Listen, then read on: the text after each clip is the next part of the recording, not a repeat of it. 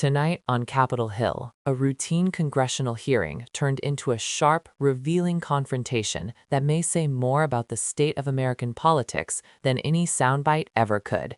If you want clear explanations of moments like this and why they matter, make sure you subscribe to the channel so you do not miss our ongoing coverage. All right, Mr. Giuliani, I just want one last question. I'm going to show you a draft email that you provided to the committee. Mr. Chairman, I yield. Objection on time. Good job. Chair now recognize Ms. Crockett for 1 minute, or 5 minutes. 1 minute. All right. First of all, Mr. Bobulinski, do you know who Elections LLC is? Yeah. Mike. Well, it's not a who. Okay. Well, do you know what it is? Yes, it's a LLC. Okay. And is it the LLC that your attorney works for? I believe so, yes. You believe so. Okay. So at this point in time, I'd ask unanimous consent to enter into the record a document indicating that the law firm representing Tony Bobulinski was paid $10,000 as recently as January of this year by the Save America PAC, which you may recognize as Donald Trump's PAC.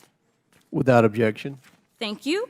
Now, so far in this hearing, it has felt like the worst episode of The Apprentice. I'm sure you're familiar with that show.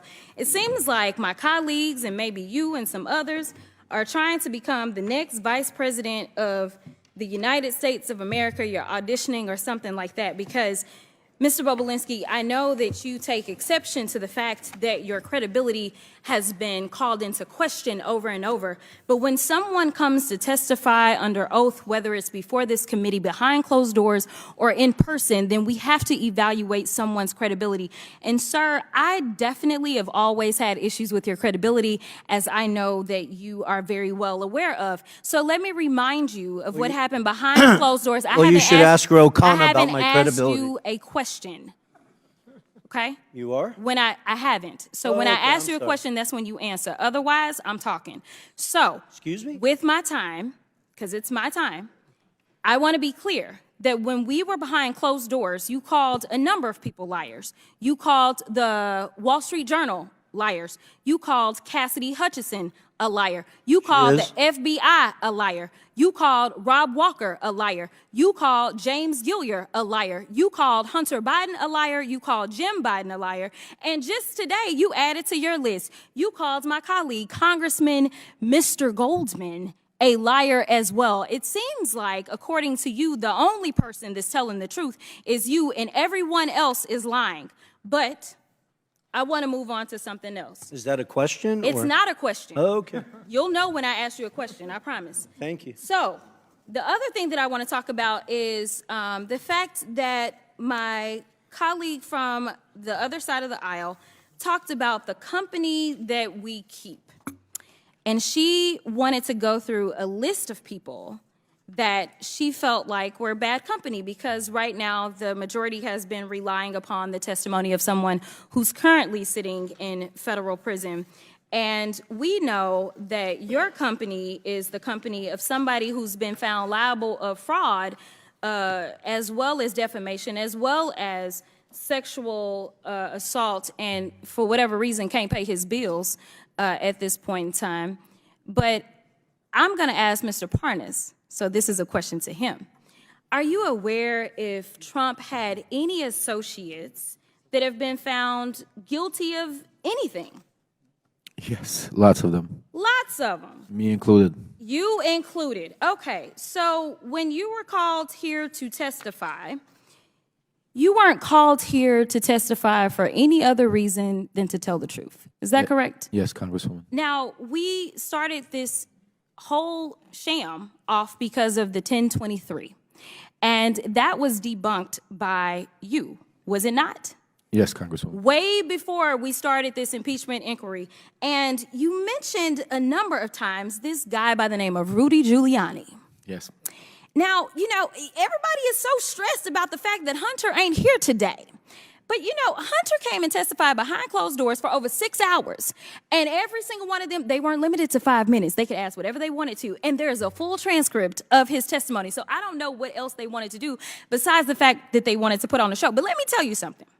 This whole thing is based upon something that Giuliani came up with. Yes. And we tried to subpoena him. That's what I remember. If anybody else remember, we asked, we said, hey, we should subpoena Giuliani. But kind of like when we were trying to get his cell phone, they shut it down, right? Like they don't want the facts. But you would agree with me that considering the fact that you were working under Rudy Giuliani at the time that you went over to Ukraine, that he has maybe some valuable information that he could offer this committee as to whether or not there's anything that we should be investigating in the first place. Absolutely, Congresswoman. I wish that this committee would subpoena Rudy Giuliani, put him under oath alongside me to get to the bottom of the truth of what actually happened in Ukraine and to the manipulation that Trump and Giuliani and the team went to do. I agree with you, but somehow it doesn't look like we're going to get there, and I thank you for your time. With that, I'll yield. Time's expired. Chair now recognizes Mr. Biggs from Arizona. Thank you, Mr. Chairman. Mr. Galanis, on May 9th, 2014, you received an email from Devin Archer confirming. Congresswoman Jasmine Crockett of Texas took the floor during testimony involving Tony Bobulinski and associates connected to former President Donald Trump. What unfolded was not just a heated exchange, but a methodical dismantling of credibility, funding relationships, and the broader political theater surrounding the impeachment inquiry into President Joe Biden. From the very beginning, Crockett signaled that this was not going to be a casual back and forth. She zeroed in on a seemingly technical detail, an LLC called Elections LLC. On the surface, that sounds like boring paperwork, but in Washington, money trails often tell the real story. Crockett pressed the witness on whether this LLC was connected to his attorney. After some hesitation, the answer was yes, or at least, that was the belief. Crockett asked to enter into the official record a document showing that the law firm representing Bobulinski had been paid $10,000 as recently as January by Save America PAC, the political action committee tied directly to Donald Trump.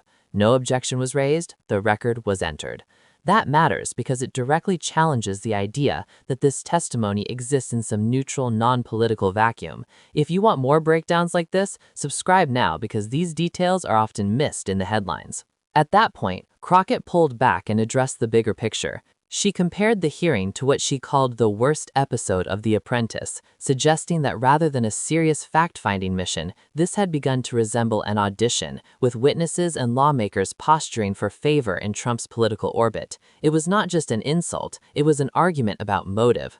According to her, Bobulinski had labeled an extraordinary list of people as liars, including the Wall Street Journal, Cassidy Hutchinson, the FBI, Rob Walker, James Gilliar, Hunter Biden, Jim Biden, and during this very hearing, Congressman Dan Goldman. Crockett's point was not personal, it was logical. When a witness claims that everyone else is lying except them, that raises red flags. That is not how credibility works in courtrooms, investigations, or Congress. If you appreciate this kind of explanation that goes beyond viral clips, be sure to subscribe to stay informed. The exchange grew tense as Crockett firmly reminded the witness that she controlled the time and the questions. This is another important civics lesson. In congressional hearings, members are not debating witnesses, they are examining them. Interruptions matter, and asserting control is part of maintaining the integrity of the process.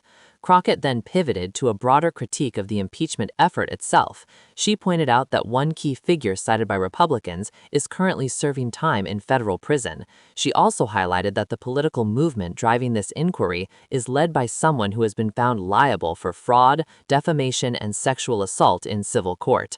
To drive the point home, Crockett questioned Lev Parnas, a former Trump associate, asking whether Trump had associates who had been found guilty of crimes. Parnas answered bluntly, yes, lots of them, including himself. That admission undercut the idea that proximity to Trump somehow equals moral or factual authority. If you want clear, honest context like this, subscribe so you do not miss future reports. Crockett also reminded viewers that Hunter Biden did in fact testify for more than 6 hours behind closed doors, with no 5-minute limits on questioning, and that a full transcript exists. The implication was clear. If the goal were truth, lawmakers already had ample opportunity to seek it. What remained, she suggested, was performance, not investigation. Finally, Crockett pointed back to Rudy Giuliani, a central figure in spreading the allegations at the heart of the inquiry. She noted that efforts to subpoena Giuliani were resisted, raising a simple but powerful question. Why chase debunked claims while avoiding testimony from the person who helped create them? In the end, this hearing was not just about one witness or one document. It was about how Congress uses its power, how credibility is established, and how easily serious constitutional processes can slide into political theater. Understanding that distinction is essential for anyone trying to make sense of today's Washington. If you found this breakdown helpful and want reporting that explains what these moments actually mean, not just what was said, subscribe to the channel and stay with us for continued in-depth coverage.